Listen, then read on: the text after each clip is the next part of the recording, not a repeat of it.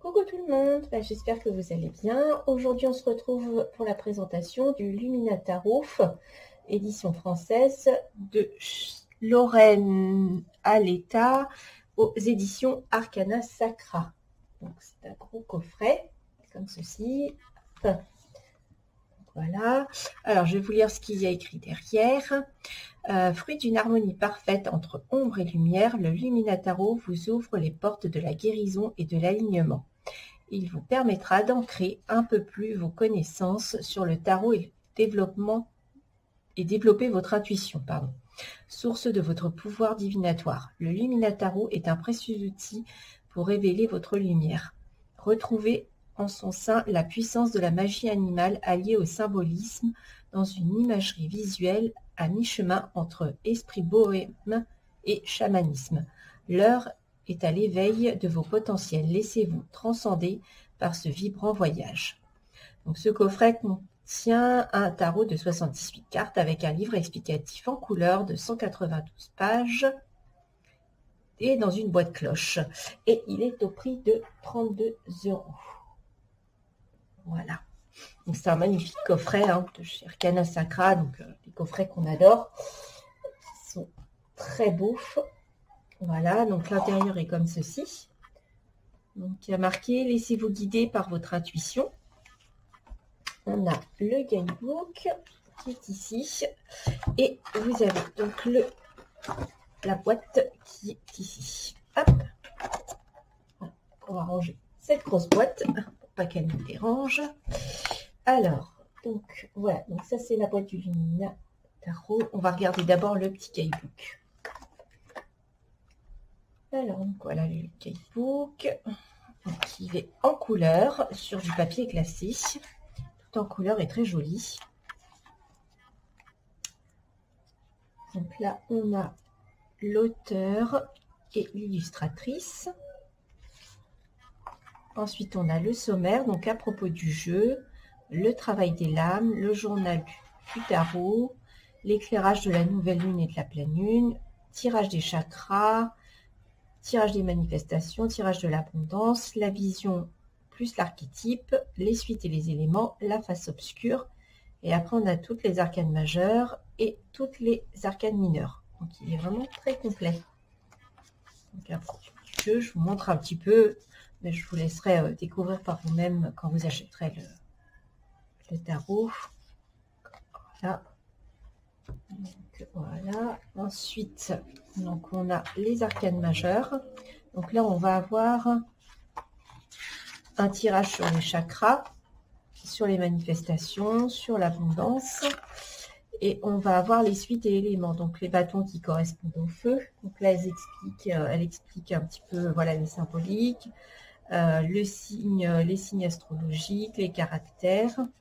Et donc, elle fait ça pour les quatre éléments. Les lames renversées.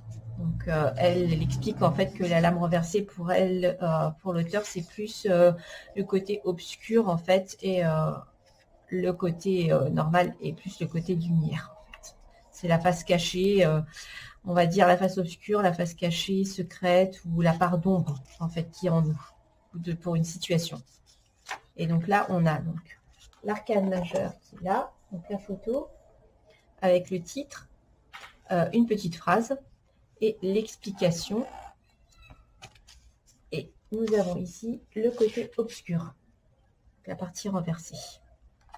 Voilà, et on a tout ça pour donc, toutes les cartes, y compris donc, pour les arcanes mineures. On a tout ça pour les arcanes mineures. Hop. Voilà, donc on a ça et ensuite, qu'est-ce que nous avons? Une illustration. Voilà. Donc il est vraiment très joli, très complet. Il y a plein de mots-clés sur les arcanes mineures qui permet voilà, de pouvoir s'approprier un petit peu son tarot et de pouvoir travailler avec. Alors, c'est un tarot basé sur le tarot de Marseille. Alors, hop, on va ouvrir la boîte. Donc, l'intérieur de la boîte est comme ceci. Nous avons les cartes et l'autre de la boîte qui est comme ceci. Très jolie boîte en dur. Derrière avec le renard est magnifique. J'aime beaucoup. Illustration. Alors, nous avons donc le dos des cartes. Qui peut se lire à l'endroit comme à l'envers. Nous avons les tranches neutres. Les cartes sont de très bonne qualité. C'est du Arcana Sacra, donc les cartes sont de très bonne qualité. Et donc nous avons les illustrations. Donc là, le fou, le magicien, la grande prêtresse. Donc c'est vrai qu'il fait vraiment très, très mystérieux, très chamanique ce tarot. L'empereur, Hiérophante, les amoureux, le chariot. Donc la justice est en 8. Donc il est basé sur le tarot de Marseille. L'ermite, très belle comme carte, magnifique. La roue de fortune. La force, donc la force est en 11, elle est magnifique aussi. Le pendu. La mort. La tempérance. Le diable. La tour. L'étoile. La lune, magnifique aussi, carte. Le soleil. Le jugement, le monde, et donc là on arrive au mineur, donc l'as de bâton, le 2, le 3, donc ils sont pas tout à fait illustrés. Bon, le 5, voilà, le 5 on a une illustration par exemple, donc, le 6, le 7, vous voyez il est vraiment basé sur le tarot de Marseille, le 10, bon, on a quelques cartes qui sont un petit peu illustrées. La demoiselle de bâton, qui est le valet de bâton, le chevalier, la reine de bâton,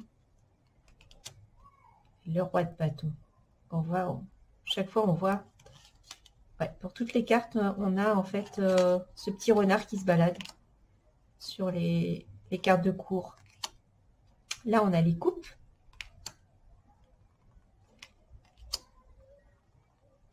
Voilà, donc elles sont pas,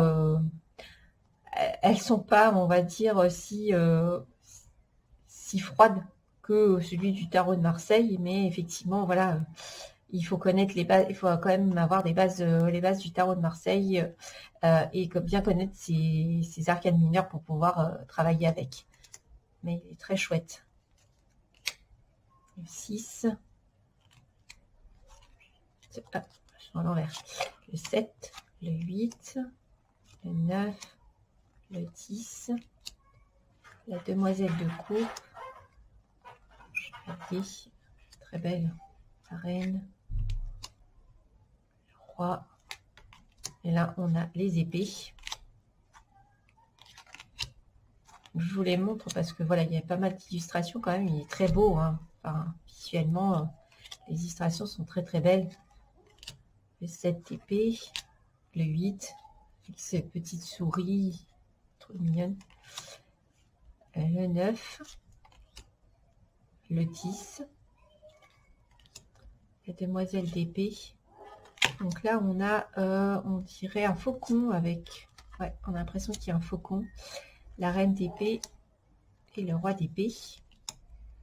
Et on a les pentacles, qui ont l'air d'être représentés par des fleurs.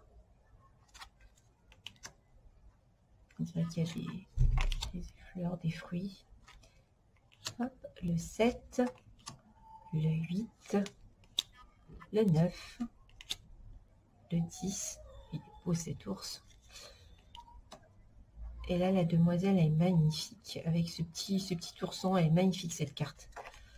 Et donc là, en fait, l'animal qui est représenté pour le pentacle, sur les cartes de course, ce serait l'ours. Et le roi de pentacle. Voilà. Donc c'est un tarot basé sur le, voilà, sur le tarot de Marseille. Il est vraiment magnifique. Les illustrations sont très très belles. Maintenant, il s'adresse pour moi vraiment plus à des personnes qui connaissent déjà le tarot de Marseille et qui voilà, veulent changer des illustrations telles que celle-ci. Attendez, hop, je vous en trouve une, par exemple, voilà, telle que celle-ci à celle-ci. Voilà. Effectivement, il y a une petite différence. Je peux vous en trouver une autre. Hop, qu'est-ce que je pourrais vous montrer? L'impératrice, par exemple. Voilà. Enfin, ça, c'est l'empereur. Par exemple, l'empereur. Voilà. Je pense que, voilà, il parle un peu plus, voilà, il parlera un peu plus celui-ci et il sera plus au goût du jour, on va dire, par rapport au traditionnel tarot de Marseille. Voilà. Eh bien, écoutez, dites-moi en commentaire ce que vous avez pensé, voilà, ce que vous en pensez de ce tarot. N'hésitez pas à vous abonner, à liker, à partager la vidéo. Et puis, je vous dis à très bientôt.